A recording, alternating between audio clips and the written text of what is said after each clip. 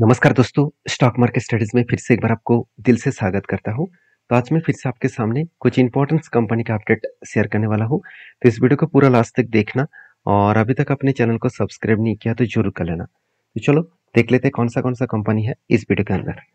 First जो company है जिसके बारे में बात करूँ उसका नाम है जाइडस वेलनेस लिमिटेड। तो जाइडस वेलनेस लिमिटेड बेसिकली देखा जाए तो एक ऐसे कंपनी है जिसके ऊपर मैं बहुत दिनों से इंतजार कर रहा था कि फाइनली इस वो एक पैटर्न्स बने और उस पैटर्न्स के बेसिस में मैं इस कंपनी के ऊपर कुछ क्वांटिटी एडिंग करूंगा। वो किस बेसिस में कहा गया था, मतलब किस बेसिस में मैंने आपके साथ शेयर किया था, वो मैं आज दिखाने वाला हूँ।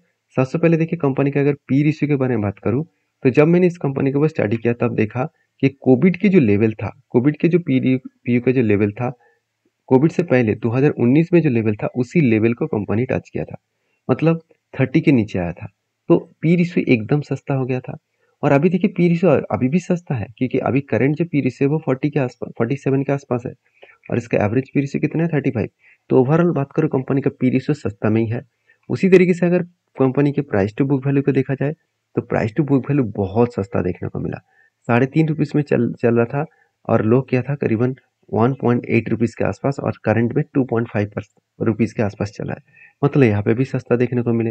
कंपनी ऑलमोस्ट डेट फ्री है। हाँ, कुछ वीकनेस पॉइंट है जैसे टैक्स रेट स्कीम, मतलब सेम्स लो है। साथ ही साथ कंपनी का जो मतलब लो रिटर्न इक्विटी है वो 3 साल में 6.09% के आसपास है। साथ ही साथ कंपनी का डिविडेंड पे आउट ऑब्वियसली बहुत कम है। साथ ही साथ कंपनी का डेटोस जो डे है वो 34 डेज से 44 डेज हो चुके हैं। वर्किंग कैपिटल जो डे है वो 61 से 88 डेज हो चुके हैं। इसका मतलब क्या है, अगर मैं इसका रेशियोज को देखूं, आप देख सकते हैं डेटोस डे जो एक टाइम 1 दिन 2 दिन 3 दिन लग रहा था वो आज बढ़ के 44 डेज हो चुके हैं, मतलब हाईएस्ट डे हो चुके हैं। मतलब कस्टमर का जो प्रोडक्ट सॉरी खुद का जो प्रोडक्ट कस्टमर को बेच रहा है वो कस्टमर कितने दिनों में रिपेमेंट कर रहा है, इस टाइम को कहा जाता है डेट ऑफ डे। उसी तरीके से अगर इन्वेंटरी डे के बारे में बात करूँ तो प्रोडक्शन करने में कंपनी कितने दिन लगा रहा है, 150 दिन। यहाँ पे भी टाइम ज़्यादा लग रहा है। और जिससे वो उधारी लिया, कंपनी जिससे उधारी लिया उसको कितने दिनों में पेमेंट कर रहा है, 116 दिन। मतलब बहुत कम दिनों तक, बहुत कम दिनों के अंदर अंदर कंपनी खुद के जो जिससे माल उधारी लिया तो उस उसको कितने दिनों में पेमेंट किया, 116 दिनों में। ओवरऑल कैश कन्वर्जन साइकिल जो है वो थोड़ा सा यहाँ पे बढ़ता हुआ देखने को मिले। 25 दिन हुआ करता था, आज वो 78 डेज हो चुके हैं। तो इसलिए शायद कंपनी के ऊपर थोड़ा सा प्रेशराइज था, इसलिए कंपनी उतना खास जर्नी जल्द से जल्द नहीं दिखाया। क्योंकि टोटल ओवरऑल चार्ट के बारे में बात करूँ तो यहाँ पे चार्ट बना है, तो पहले क्या बना, एक बिग कप बना, उसके बाद एक छोटा सा हैंडल बना और कप विद हैंडल बटन्स बनने के बाद फाइनली यहाँ पे क्या हुआ, ब्रेकआउट हुआ और रिटेस्ट किया और उसके बाद यहाँ पे धीरे धीरे करके टारगेट अचीव करने का कोशिश कर रहा है। अभी देखिए जिस तरीके से यहाँ पे जर्नी हो रहा है तो इसका टारगेट कितना बनेगा, इसका टारगेट बनने का चांसेस है 23%। क्योंकि देखिए कोई भी अगर चार्ट इस तरीके से ब्रेकआउट करे और उसके बाद ब्रेकआउट कंफर्मेशन भी करे और रिटेस्ट करे और उसके बाद बाउंस बैक करे तो सोचना वो टारगेट देकर ही दम लेंगे। तो जो लोगों को इस कंपनी के बारे में पिछले वीडियो में आपको पता था कि जब पैटर्न्स बनना था मैं आपके साथ शेयर किया था, तो मुझे जरूर कमेंट्स करके बताना। इसलिए मैं बार बार बोलता हूँ कि मैं हर बार पैटर्न्स बनने से पहले ही, मतलब पैटर्न्स जब बनना स्टार्ट होते हैं तब से लेकर मैं यह वीडियो आपके साथ इसीलिए शेयर करता हूँ क्योंकि आपको हर पल में, हर हर स्टेप में आपको कंपनी के ऊपर जानकारी मिलता रहे। अगर कंपनी के ऊपर जानकारी ना मिले तो आप आगे कैसे बढ़ेंगे, आप काम कैसे करेंगे, इस चीज़ों को पहले समझना पड़ेगा। बाकी इस कंपनी के ऊपर आपके क्या ओपिनियन है जरूर मुझे कमेंट्स करना। नेक्स्ट जो कंपनी है उसका नाम है Indian energy exchange limited. Basically Indian energy exchange limited एक ऐसे कंपनी है जिसके ऊपर ग्रोथ जो है वो लगातार बढ़ते चले जा रहा है। ग्रोथ जो है लगातार बढ़ते चले जा रहे हैं, इसका मतलब क्या है, देखिए जो लोग सोच रहे थे कि इंडियन एनर्जी एक्सचेंज एक बेकार कंपनी है क्योंकि इस कंपनी का मोनोपोली खत्म हो जाएगा तो कंपनी खत्म हो जाएगा, उसके लिए एक डेटा अपडेट मैं आपके साथ शेयर करूंगा। वो डेटा अपडेट आप देखेंगे, इसका जो मार्केट शेयर है उनमें से डीएएम और टीएएम जो मार्केट शेयर है वो करीबन 94%।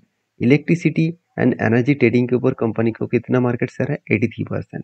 और साथ ही साथ रियल टाइम मार्केट जो है वो कितना है, 100%। तो सोचिए जो कंपनी का इतना परसेंटेज का मार्केट शेयर है, जो अकेला मार्केट में राज कर रहा है, तो क्या उस कंपनी को टक्कर देना इतना आसान होगा? बिल्कुल नहीं, इतना आसान तो नहीं है। जो लोग आसान सोच रहे हैं, तो उसके लिए बता दूँ इतना आसान नहीं है। चीज़ों को पहले आपको समझना पड़ेगा, सारी चीज़ों को आपको स्टडी करना पड़ेगा, उसके बाद काम करना होगा। क्योंकि इंडियन एनर्जी एक्सचेंज के ऊपर मुझे गुड पॉइंट्स यही लगता है कि कंपनी के ऊपर सेल्स का जो आंकड़ा है वो कभी भी उतना खराब देखने को नहीं मिला।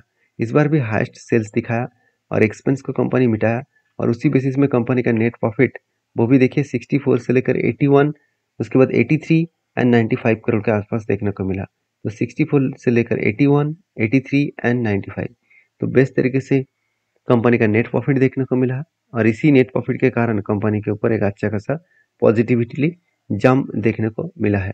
बाकी आपके क्या ओपिनियन है, आपकी क्या राय है, जरूर मुझे कमेंट्स करके बता सकते हैं। क्योंकि जिस तरीके से कंपनी का परफॉर्मेंस हुआ है, जिस तरीके से कंपनी का सिचुएशन बना है, उस बेसिस में कंपनी आगे बढ़ सकते हैं। कंपनी का अच्छा खासा जर्नी भी यहाँ पे देखने को मिल सकता है। तो इसीलिए शायद इंस्टीट्यूशन भी इस कंपनी के ऊपर ट्रस्ट करते हैं। जैसे इंस्टीट्यूशन ने इस कंपनी के ऊपर जो निवेश किया, आप देख सकते हैं म्यूचुअल फंड के पास 20% और एफएस के पास 10% और बाकी पब्लिक के पास है। तो यहाँ पे कंपनी के ऊपर चार्ट पैटर्न्स क्या बना, अगर चार्ट को देखूँ तो कंपनी के ऊपर बहुत दिनों की इंतजार करने के बाद फाइनली यहाँ पे कप बना, हैंडल बने, उसके बाद एक हैंडल बने, फाइनली इसका ब्रेकआउट किया और कंपनी धीरे धीरे करके आगे बढ़ा। तो आगे बढ़ रहा है मतलब कहाँ तक वो आगे बढ़ सकते हैं? जो मैं टारगेट लेकर चल रहा हूँ वो 210 रुपीज़ के आसपास यहाँ पे टारगेट निकल के आया, मतलब एक रेंज निकल के आया 210 रुपीज़ के आसपास। जो कुल मिलाकर जो रेंज का जो परसेंटेज है वो 29% के आसपास इस परसेंटेज तक जाने का चांसेस है। देखिए जाने का चांसेस है और टारगेट बता रहा हूँ, इसका मतलब ये नहीं कि मैं आपको टारगेट दे रहा हूँ। इस तरीके से रिकमेंडेशन मेरे तरफ से आपको कभी भी नहीं मिलेगा, क्योंकि मेरा खुद का ओपिनियन है, मेरा खुद का ट्रेड है, मेरा खुद का रिसर्च है। तो प्लीज़ मेरे रिसर्च से ब्लाइंडली काम मत करना, आप बुरी तरीके से फंस सकते हैं, लॉसेस भी आपको झेलना पड़ सकता है। तो आप एक बार खुद के ऊपर रिसर्च करिए और स्टडी करिए, उसके बाद काम करिए, क्योंकि हर किसी का अलग अलग ओपिनियन होता है। उस ओपिनियन के बेसिस में आप काम जरूर करिएगा। तो नेक्स्ट जो कंपनी है उसके बारे में बात करूँ, उसका नाम है एसआरएफ। तो बेसिकली एसआरएफ इंडिया की एक लीडिंग केमिकल सेक्टर कंपनी पहले था। आज इसका सिचुएशन क्या बना, अगर आज देखा जाए तो कंपनी को थर्ड पोजीशन में आना पड़ा, क्योंकि लिंडा जो इंडिया है तो वो सेकेंड पोजीशन में आ चुके हैं, क्योंकि उसका मार्केट का बढ़ चुके हैं। तो ऐसा क्या हो गया कि एसआरएफ पीछे चला गया और लिंडा जो इंडिया है वो आगे चला गया। देखिए बेसिकली मार्केट कैप के हिसाब से कंपनी का पोजीशन बनता है। तो सबसे ज़्यादा अगर मार्केट कैप को देखा जाए तो पीडीलाइट है, जिसका 1,60,000 करोड़ के आसपास इसका मार्केट कैप है। पीडीलाइट के ऊपर मार्केट कैप अच्छा तो है, मगर एक चीज़ों को पहले आपको समझना पड़ेगा। पीडीलाइट के ऊपर एक चीज़ आपको समझना पड़ेगा, मतलब क्या है कि पीडीलाइट जिस तरीके से काम कर रहा है, जिस तरीके से पीडीलाइट का ग्रोथ हो रहा है, उस बेसिस में कंपनी का आगे बढ़ने का पोटेंशियल है, आगे बढ़ने का दम भी है। तो बाकी एसआरएफ ऑब्वियसली एक बेस्ट कंपनी है, क्योंकि एसआरएफ जैसे कंपनी एट 8 लाख % से भी ज़्यादा रिटर्न जनरेट करके दिया है। एक केमिकल इंडस्ट्रीज कंपनी जो है वो हमेशा अगर सही कंपनी अपने चूज किया तो वो आपको मल्टीपल का रिटर्न देकर ही छोड़ेगा। तो जो लोग इस कंपनी के ऊपर काम करना चाहते हैं तो एक बार डीपली रिसर्च करें, उसके बाद काम करें। तो आई होप इस एसआरएफ के ऊपर आपको भरोसा है, क्योंकि एसआरएफ जैसे कंपनी हमेशा उतना ज़्यादा खराब रिजल्ट नहीं किया। मान लेता हूँ कंपनी का ग्रोथ नहीं हुआ, क्योंकि प्रॉफिट एंड सेल्स का अगर ग्रोथ देखा जाए तो कंपनी का लास्ट ईयर में profit and sales growth negative में गया है, मतलब सेल्स एंड प्रॉफिट को डाउन हुआ है। इसको देखकर एक क्वार्टर्स में, एक साल में कंपनी का सेल्स एंड प्रॉफिट को डाउन हुआ है, उसको देखकर अगर कंपनी के ऊपर डिसीजन आप नेगेटिव लेंगे तो मेरे हिसाब से मार्केट में काम नहीं करना है आपको, क्योंकि मार्केट इस तरीके से चलता रहेंगे।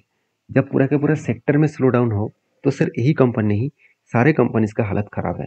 आज इस कंपनी के ऊपर नहीं, मैं पीआर ग्रुप के बारे में बात करूँ तो आप खुद ही देख सकते हैं, सारे के सारे कंपनीज के ऊपर आपको नेगेटिव प्रॉफिट एंड ग्रोथ देखने को मिलेगा। जो जो कंपनी का profit growth and sales growth positive है उसका देखेंगे तो छोटा मोटा प्रॉफिट है, ऐसे नहीं कि बहुत ज़्यादा प्रॉफिट हो गया। तो कहने का मतलब है कि कंपनी में दम है आगे बढ़ने का, और इंडिया के एक लीडर प्लेयर भी है। और एसआरएफ जैसे कंपनी से मेरे हिसाब से आपको फोकस रखना ही चाहिए, क्योंकि आज इंडिया के थर्ड लार्जेस्ट केमिकल बन चुके हैं। फ्यूचर में वो फिर से नंबर 2 में पहुंचने का दम रखते हैं। नंबर 1 पहुंचना इतना आसान नहीं है, क्योंकि नंबर 1 में पिडिलाइट है, उसको ब्रेक करने के लिए बहुत ज़्यादा मेहनत एसआरएफ को करना पड़ेगा। तो बाकी इस कंपनी के ऊपर एज ए इन्वेस्टर अच्छा खासा ट्रस्ट करते हैं, इसीलिए म्यूचुअल फंड और एफएस कुछ क्वांटिटी नहीं बेचा, उल्टा होल्डिंग को बढ़ा दिया। क्योंकि एफएस के पास 18% होल्डिंग था, आज 19% हो चुके हैं, और डीएस के पास 7.5% होल्डिंग था, वो 8.5% बन चुके हैं। तो ओवरऑल जो सिचुएशन बना, उस सिचुएशन के बेसिस में कंपनी आगे बढ़ रहा है। बाकी आपकी क्या ओपिनियन है जरूर कमेंट्स करना, क्योंकि एसआरएफ के ऊपर जो यहाँ पे लेवल बना है वो कुछ इस तरीके से, पहले शोल्डर बने, फिर से एक बार शोल्डर बने, एक बिग हेड बने, उसके बाद एक शोल्डर फिर से बनने जा रहा है। तो क्वेश्चन ये है कि यहाँ पे जो लो आया था, क्या इस लो के बेसिस में कंपनी के ऊपर यहाँ पे शोल्डर बनना सही होगा? शोल्डर बनने के बाद क्या पोजीशन आप लेने वाले हैं? बिल्कुल लेने वाला हूँ, क्योंकि जो मैं बार बार बोलता हूँ कि जो शोल्डर होते हैं, जिसका हेड होते हैं, उस हेड से ऊपर होना चाहिए, मतलब शोल्डर ऊपर होना चाहिए, हेड के नीचे नहीं होना चाहिए। ये बात को आपको याद रखना है। दूसरी बात, इस कंपनी के ऊपर एक चीज़ों को और भी आपको नोटिस करना होगा, कंपनी जिस तरीके से काम कर रही है, जिस तरीके से ग्रोथ कर रहा है, उस ग्रोथ से कंपनी आगे फ्यूचर में एक लंबा जर्नी दिखा सकते हैं। क्योंकि कंपनी बहुत दिनों तक एक ही रेंज के ऊपर काम किया, आप खुद ही देख सकते हैं चार्ट पैटर्न को, बहुत दिनों तक एक ही रेंज के ऊपर कंपनी काम किया। इतना लंबा जर्नी होने के बाद अराउंड 3 साल तक कंपनी के ऊपर कुछ खास परफॉर्मेंस नहीं हुआ। इसका मतलब जब ब्रेक करेगा तो एक बड़ा सा लंबा सा धमाका जर्नी इस कंपनी आपको जरूर दिखाएगा। तो नेक्स्ट जो कंपनी, उसका नाम है bridge securities limited. Basically bridge securities limited बहुत शानदार तरीके से परफॉर्मेंस किया, सिर्फ 6 रुपीज़ के कंपनी 35 तक चला गया। तो इसीलिए शायद बोर्ड ने एक बहुत बड़ा डिसीजन लिया स्प्लिट देने का। तो 10th ऑफ जुलाई कंपनी एक के बदले आपको 10 शेयर देने जा रहा है। जो लोग स्प्लिट पाना चाहते हैं, डीपली रिसर्च करें इस सारे कंपनीज के ऊपर, उसके बाद काम करिए। मेरे तरफ से कोई भी बाय एंड सेल का रिकमेंडेशन नहीं है, क्योंकि मैं कोई सेबी रजिस्टर्ड पर्सन नहीं हूँ। तो मिलते हैं नेक्स्ट वीडियो में, तब तक के लिए धन्यवाद।